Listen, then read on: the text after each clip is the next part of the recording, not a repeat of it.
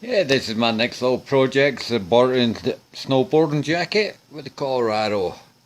Real nice little jacket I found at a thrift store that I should be able to sell once this is finished and make it look really nice. So I'll just want to show you without the machine running how it looks, and then you'll see the finished product. And I might actually show you another video in a little bit here. The good news is my machine wasn't actually broken, even though it's under warranty. It just needed a little service. I'd managed to get 360,000 stitches, and well, probably within 2.5 weeks. Pretty amazing. Voila, finished product on this nice looking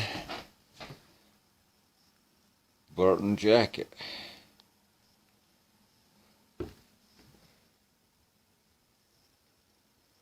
Not bad at all. Now let's try and sell it and see if we can make some money.